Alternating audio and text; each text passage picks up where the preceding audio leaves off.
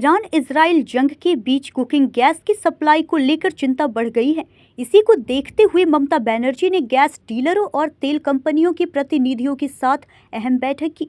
मुख्यमंत्री ने साफ कहा कि पश्चिम बंगाल में स्टोर किया गया एलपीजी फिलहाल दूसरे राज्यों में न भेजा जाए ताकि राज्य में गैस की कमी न हो। ममता बनर्जी ने चेतावनी दी कि अगर मौजूदा स्टॉक बाहर गया तो घरों और छोटे कारोबारियों को भारी परेशानी हो सकती है।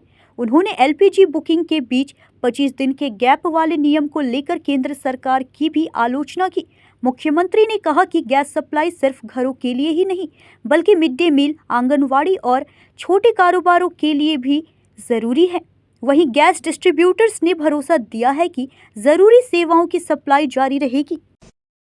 আমরা যদি একটু সেভ করি ডিজেল পেট্রোলে কিন্তু এই সমস্যাটা হয়নি, কারণ পেট্রোল তো ভারত কিনছে।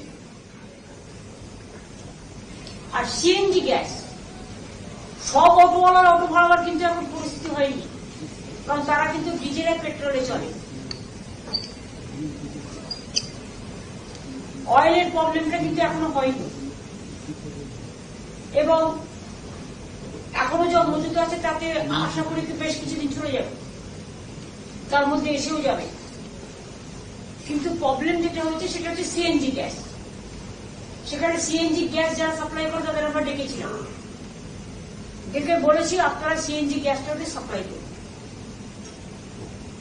যাতে এই যে অটোওয়ালারা ভাড়া বাড়িয়ে দিয়েছে 5 টাকা করে, ন্যাচারালি ওরা কি করে পাচ্ছে না, ওরা যাতে পেতে পারে তার ব্যবস্থা করে সেটা ওদের কাছে বলা হয়েছে। এবং এর জন্য আপনারা স্টেট গভর্নমেন্টের কাছ থেকে যে কোঅপারেশন চান আমরা কোঅপারেশন করব, যাতে শান্তিপূর্ণভাবে মানুষ সবটা পেতে পারে। न्यूज़ इंडिया 24 से काजल सिंह, ब्यूरो रिपोर्ट।